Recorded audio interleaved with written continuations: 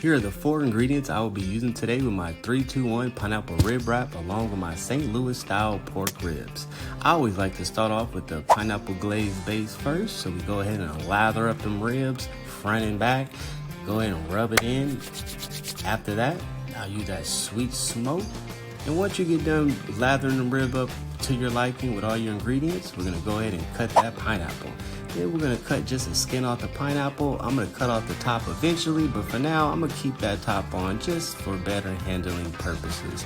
Once you're done cutting the skin off that pineapple, we'll go ahead and grab that sweet honey. We're gonna lather up that thing just like that there. We're gonna rub that honey in because we want a nice little sweet taste to our pineapple. Once we're done there, we're gonna go ahead and go back over to our ribs. I'm gonna grab them ribs up. Mine been marinated a couple days, smell delicious.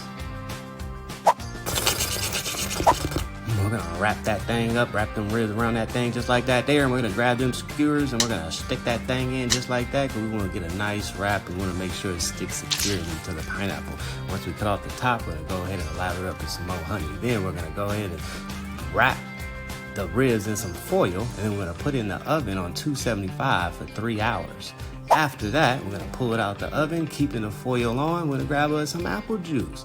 We're gonna pour some nice apple juice up on it, lather that thing just like that there, and make a nice little puddle at the bottom of that foil, but not too much, but not too little.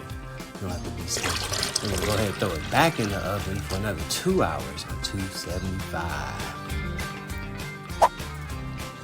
After the 2 hours, we're gonna pull it back out. We're gonna grab some barbecue sauce. I like Sweet Baby Ray's. And we're gonna lather that thing up with barbecue sauce. And for the last hour, I put mine on the grill because it's only an hour and I can control the temperature for an hour on the grill. So we're gonna put that on for 275 for an hour, hour and a half. Once that's nice and done and ready, we're gonna pull it off.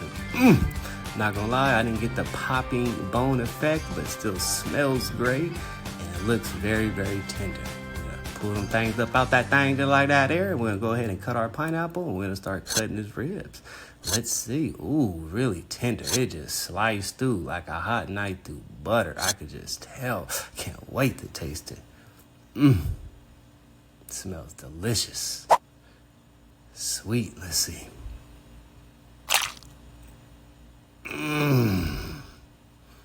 So tender and juicy. If you like what you've seen here, you like how the ribs look, don't forget to subscribe so you can see what meal I make with the next pineapple.